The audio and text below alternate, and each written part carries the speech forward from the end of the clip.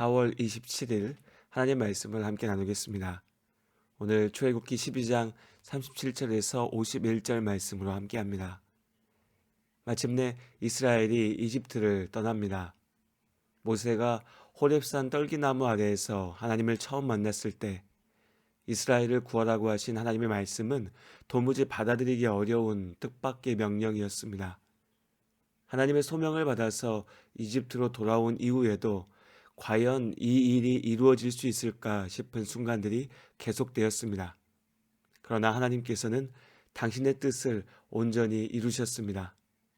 아브라함에게 약속하셨던 출애굽과 가나안으로의 귀향이 430년 만에 이루어졌습니다. 그렇게 신실하신 하나님께서 우리를 향한 하나님의 계획 또한 이루실 것을 믿습니다. 이집트에서 광야를 향해 나가는 길에 끝이 보이지 않는 줄이 늘어섰습니다.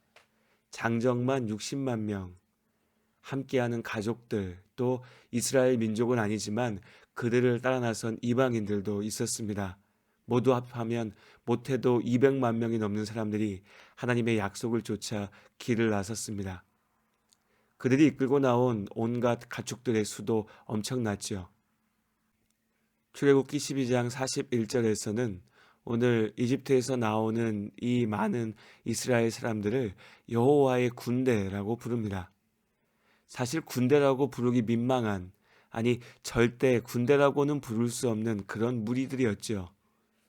군사훈련을 받기는커녕 제대로 된 무기 한번 잡아본 적이 없는 사람들이었습니다.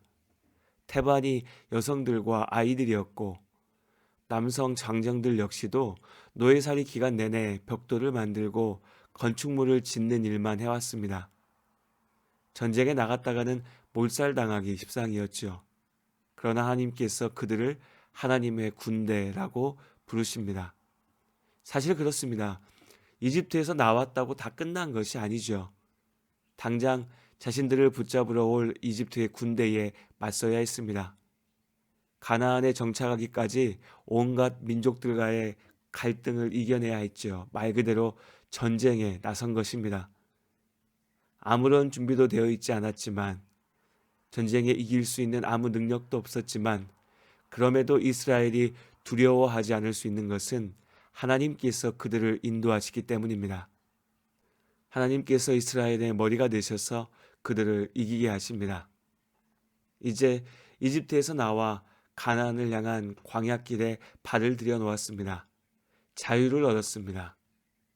이제 겨우 하루길도 오지 않았지만 분명 노예되었던 땅 이집트에서 나온 것입니다. 그 환호의 순간 하나님께서는 다시 한번 이스라엘에게 유월절의 규례를 철저히 지킬 것을 명령하십니다. 참된 구원은 잠시의 환호와 기쁨으로 완성되지 않습니다. 지금 나를 구하신 하나님의 은혜를 기억하며 끝까지 가나안에 이르기까지 구원의 완성까지 하나님의 말씀에만 순종해야 합니다. 그리고 오늘 유월절에 대해서 다시 주신 그 명령의 말씀들 중 어찌 보면 사소하지만 또한 분명히 중요한 두 가지의 말씀이 있습니다.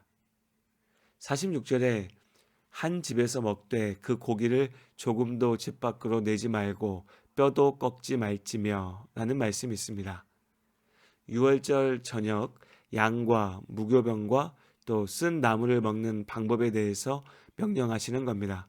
그런데 그 명령 중에 양의 뼈를 꺾지 말라는 말씀이 있습니다. 굳이 이런 사소한 것까지 명령하시나 싶습니다. 그런데 이 사소해 보이는 말씀의 의미가 오랜 시간이 흐른 후 예수님의 십자가에서 확인됩니다.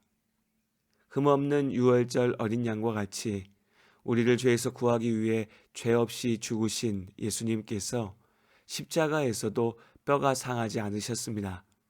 당시에 십자가형에 처한 죄인들을 최종적으로 죽이기 위해서 정강이 뼈를 부러뜨리는 것이 일반적이었습니다. 그런데 그런 상황에서 예수님께서는 뼈가 상하지 않으셨던 겁니다. 이례적인 일이죠. 그리고 복음서의 말씀들은 그렇게 예수님의 뼈가 상하지 않은 것이 하나님의 오래전의 약속의 성취임을 확인하고 있습니다. 예수님께서 이 땅에 오시기 오래전 하나님께서는 출애굽과 유월절을 통해서 예수님의 십자가를 바라볼 수 있도록 이미 준비해 두신 것입니다. 그리고 할례에 대해서 말하고 있죠. 할례는 아브라함의 자손들이 하나님의 백성 이스라엘이라는 가장 분명한 상징입니다. 오직 할례 받은 자만이 유월절에 동참할 수 있었죠. 하나님의 구원 역사에 참여할 수 있었던 것입니다. 이렇게만 보면 오늘 말씀은 지극히 배타적인 명령 같습니다. 오직 이스라엘만 구원받는다라는 말씀으로 들리니까요. 그러나 말씀을 잘 살펴보면 하나님의 명령이 오직 이스라엘만을 위한 것이 아니라는 것을 알 수 있습니다. 이스라엘이 아니라 이방인들이라도 할례를 받고 나면 유월절을 함께 지킬 수 있습니다. 그들 역시 하나님의 백성 가운데 속하게 되는 것이죠.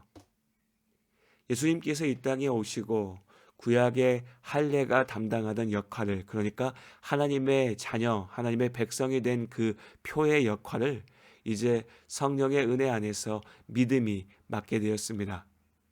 우리는 오직 믿음으로 구원을 얻습니다. 누구라도 주 예수 그리스도의 십자가를 믿는 자는, 그 복음을 믿는 자는 참된 유월절의 잔치, 예수님의 구원에 동참할 수 있습니다. 노예되었던 자를 구하신 이스라엘의 하나님이 우리의 하나님, 나의 하나님이십니다. 나를 지극히 사랑하시고 나의 길을 인도하시죠. 오늘도 우리 각자의 삶에 하나님께서 함께 하십니다. 내가 하나님의 자녀, 하나님의 승리하는 군대임을 기억하며 믿음으로 담대히 나아가는 하루가 되시기를 주님의 이름으로 축복합니다.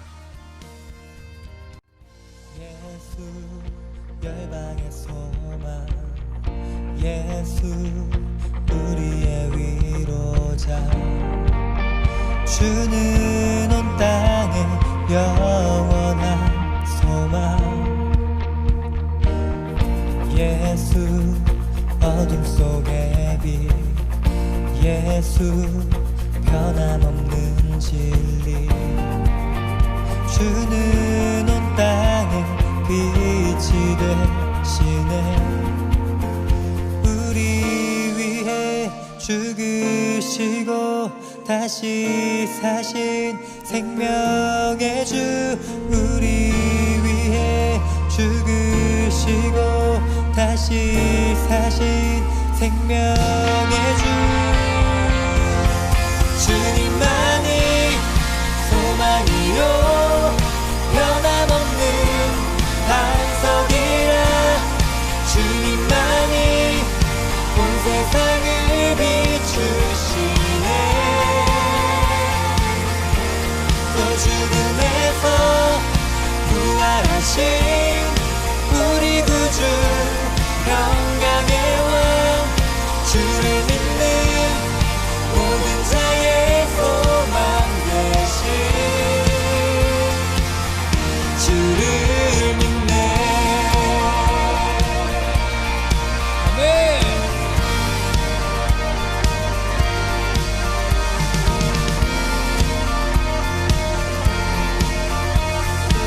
다시 한번 고백합시다. 예수 열방의 소망, 예수 열방의 소망, 예수 우리의 위로자, 주는 온 땅의 영원한 소망. 아멘. 예수 어둠 속의 빛, 예수 변함없는 진리, 주는 온 땅의 빛이 되시네. 우리 위해 죽으시고 다시 사신 생명의 주, 우리 위해 죽으시고 다시 사신 생명의 주, 주님만이 소망이요 변함없는 반석이라, 주님만이 온 세상을 비추시네.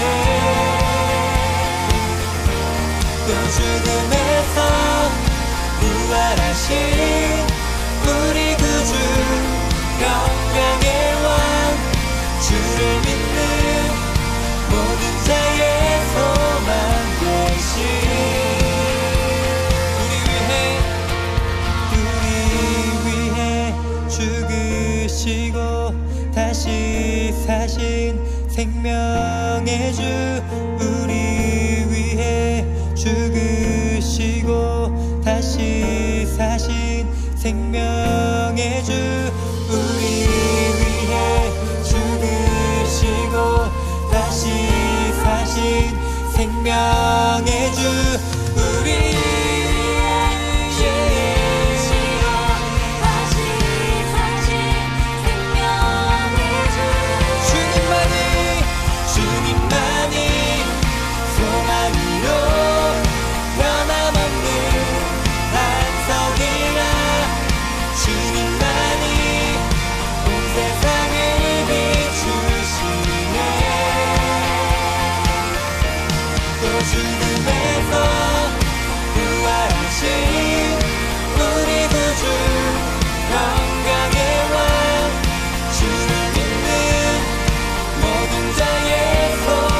다시 한번 고백합시다.